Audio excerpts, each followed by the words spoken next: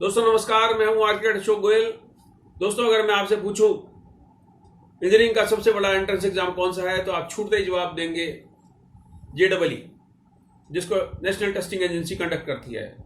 आपसे अगर पूछा जाए मेडिकल का सबसे बड़ा एंट्रेंस एग्जाम कौन सा है, आप बोलेंगे नीट, NEET नीट।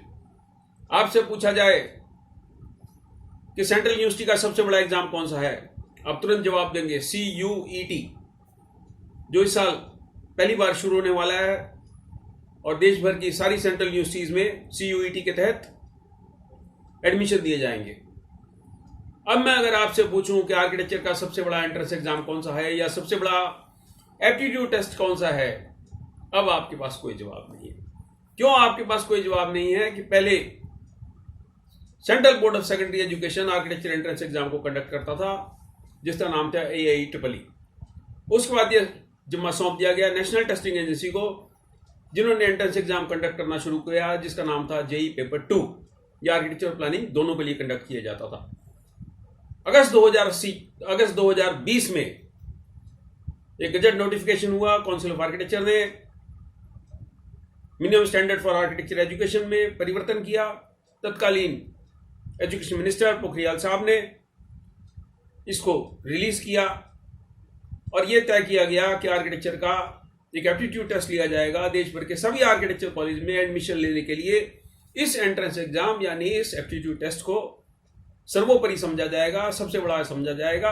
और देश का कोई भी आर्किटेक्चर कॉलेज, स्पष्ट कर दूं, देश का कोई भी आर्किटेक्चर कॉलेज ऐसा नहीं होगा जिसमें किसी व्यक्ति को एडमिशन दे दिया जाए जिसने नाटा का पेपर क्लियर ना करा हो। नाटा का पेपर क्लियर करने की पहले योग्यता थी 200 में से 80 नंबर, बाद में इसको घटा के 200 में से 70 नंबर कर दिया गया। यानी सिर्फ 35% नंबर आपको इसके अंदर लाने हैं और आप सक्षम हो जाएंगे किसी भी आर्किटेक्चर कॉलेज में प्रवेश पाने के लिए।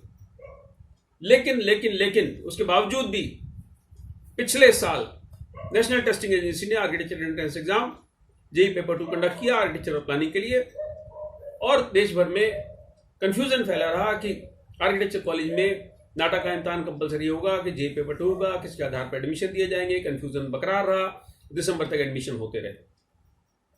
अब इस साल काउंसिल ऑफ आर्किटेक्चर ने अपने विज्ञापनों में लिखा है कि कुछ CFTI इंस्टीट्यूशंस को छोड़ के बाकी सब में नाटा कंपलसरी होगा। जब मेडिकल का देश भर में एक एग्जाम है, इंजीनियरिंग का एक देश भर में एक एग्जाम है, तो आर्किटेक्चर के देश भर में क्यों 2 एग्जाम है? जब सेंट्रल यूनिवर्सिटी का देश भर में एक एग्जाम है, तो आर्किटेक्चर के देश भर में क्यों 2 एग्जाम है? हमारी समझ से बाहर है। सबसे मजेदार बात देखिए, काउंसिल ऑफ आर्किटेक्चर का गठन किया गया था एक सेंट्रल एक्ट के तहत। काउंसिल ऑफ आर्किटेक्ट का गठन किया गया आर्किटेक्ट एक्ट 1972 के तहत, और उसी एक्ट में minimum standard of architecture education बनाए गए, और उसी minimum standard of architecture education में परिवर्तन करके, अमेंडमेंट करके यह तय किया गया कि आर्किटेक्चर में एडमिशन देने के लिए सबसे जरूरी इम्तिहान है नाटा। फिर किस प्रकार से कुछ आर्किटेक्चरल इंस्टीट्यूशंस को अलाउ कर दिया गया पिछले साल, और इस साल फिर आर्किटेक्चर इंस्टीट्यूशन को अलाउ कर दिया गया कि वो बगैर नाटा के बच्चों को भी अपने यहां एडमिशन दे सकते हैं। अब फिर से वही सवाल उठता है कि सबसे बड़ा एंट्रेंस एग्जाम कौन सा है? सबसे प्रतिष्ठित आर्किटेक्चर कॉलेज अगर हम देखें तो उसमें आते हैं SPA, NITs, IITs और कुछ और सरकारी कॉलेज। ये सारे सरकारी कॉलेज, ये सारे प्रतिष्ठित कॉलेज किसके आधार पर आपको एडमिशन देंगे? ये देंगे JEE पेपर 2 के आधार पर। ढेर सारे जो सैकड़ों की तादाद में आर्किटेक्चर कॉलेज हैं, ये किस आधार पर आपको एडमिशन देंगे? ये आपको एडमिशन देंगे नाटा के आधार पे। बहुत बढ़िया बात है। तो सबसे बड़ा एंट्रेंस एग्जाम कौन सा हुआ आर्किटेक्चर का? नाटा हुआ कि JEE पेपर 2 हुआ? नहीं मालूम मुझे। चलो आगे चलते हैं, आगे समझने की कोशिश करते हैं कि ये क्या हो रहा है। देश भर के जो प्रतिष्ठित आर्किटेक्चर कॉलेज हैं, जिसमें SPA है, NITs हैं, IITs हैं, वो आर्किटेक्चर कॉलेज जिस एंट्रेंस एग्जाम के तहत आपको एडमिशन दे रहे हैं, वो एंट्रेंस एग्जाम अंग्रेजी में भी होता है, हिंदी में भी होता है और क्षेत्रीय भाषाओं में भी होता है। यानी देश के प्रतिष्ठित आर्किटेक्चर कॉलेज ये मान के चलते हैं कि अंग्रेजी में पारंगत होना जरूरी नहीं है आर्किटेक्चर पढ़ने के लिए। लेकिन national aptitude test of architecture यानी नाटा, यह सिर्फ अंग्रेजी में होता है और इसके अंदर अंग्रेजी कंप्रीहेंशन के आपसे सवाल पूछे जाते हैं। यानी देश के कुछ आर्किटेक्चर कॉलेज मान के चलते हैं कि आपको अंग्रेजी में पारंगत होना जरूरी नहीं है, आप क्षेत्रीय भाषा में भी आर्किटेक्चर एंट्रेंस का एग्जाम दे सकते हैं। लेकिन काउंसिल ऑफ आर्किटेक्चर का मानना यह है कि अगर आप अंग्रेजी नहीं आपको आती तो आप आर्किटेक्चर में एडमिशन लेने के लिए सक्षम नहीं है। कैसी विचित्र बात है, किसी कंस्ट्रक्शन साइट पे अंग्रेजी में बातचीत नहीं होती। अगर मद्रास है, चेन्नई है तो तमिल में बात होती है, गुजरात है तो गुजराती में, हिंदी भाषी क्षेत्रों में हिंदी में बात होती है।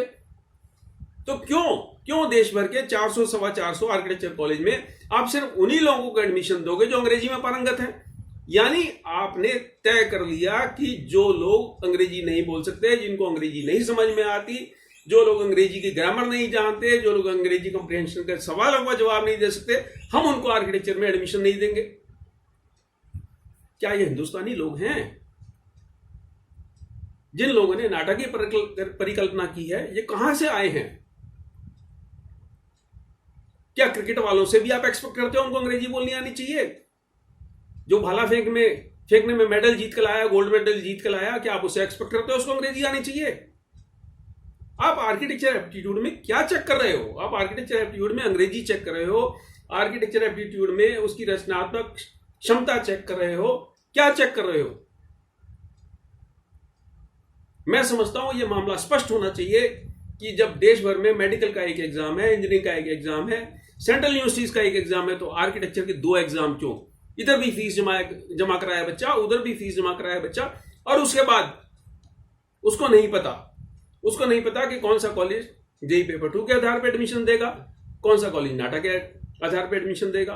किसी का बच्चा अंग्रेजी में अगर पिछड़ गया, वो एसपीयू में तो एडमिशन ले सकता है, वो एनआईटी में एडमिशन ले सकता है, वो आईआईटी में एडमिशन ले सकता है, लेकिन दिल्ली की गुरु गोविंद सिंह आईपी यूनिवर्सिटी में एडमिशन नहीं उसका हो पाएगा क्योंकि उसको अंग्रेजी नहीं आती। उसका एनसीआर के कॉलेजों में एडमिशन नहीं हो पाएगा क्योंकि उसको अंग्रेजी नहीं आती। और नाटा में अंग्रेजी के कंप्रीहेंशन के ढेर सारे सवाल आपसे पूछे जाने वाले हैं। ये विसंगति क्यों? क्या नाटा के इम्तिहान लेने वाले लोग या नाटा की परिकल्पना करने वाले लोग हमारे देश के लोग नहीं है?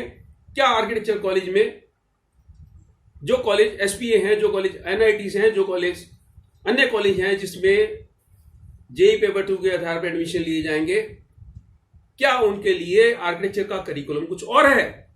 यह आर्किटेक्चर का सारा करिकुलम बनाती है काउंसिल ऑफ आर्किटेक्चर, उनकी एकेडमिक कमेटी बनाती है।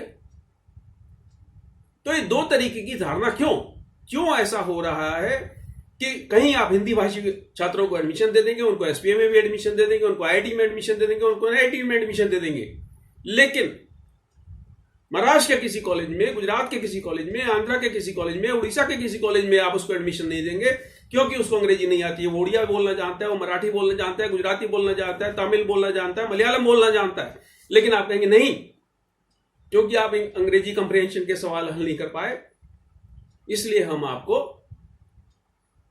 आर्किटेक्ट बनने में सक्षम नहीं पाते। मेरा इंडियन इंस्टीट्यूट ऑफ आर्किटेक्ट से निवेदन है, मेरा काउंसिल ऑफ आर्किटेक्चर के वरिष्ठ सदस्यों से निवेदन है, इस विसंगति को खत्म किया जाए। या तो नाटा का इम्तिहान भी हिंदी में किया जाए, या नाटा का इम्तिहान सारे देश के आर्किटेक्चर कॉलेजों के लिए कंपलसरी किया जाए, या जेईई पेपर 2 को खत्म किया जाए, या हम ये मान के चल लें कि जो अंग्रेजी भाषी लोग हैं वो नाटा देने में सक्षम है, जिनको अंग्रेजी आती है वो नाटा देने में सक्षम है, जो हिंदी और क्षेत्रीय भाषाओं में पढ़ाई कर सकते हैं, जो हिंदी और क्षेत्रीय भाषाओं में जवाब दे सकते हैं, वो एसपीएम में जाने के लिए सक्षम है, आईआईटी में जाने के लिए सक्षम है, एनआईटी में जाने के लिए सक्षम है। लेकिन दिल्ली एनसीआर के या गुजरात के या महाराष्ट्र के या आंध्रा के या तमिलनाडु के किसी ऐसे कॉलेज में जाने के लिए सक्षम नहीं है जहां पर नाटा का एग्जाम कंपलसरी है। दोस्तों, आप इस मामले में विचार कीजिए, अपने विचारों से हमें अवगत कराइए। नमस्कार, शुभकामनाएं।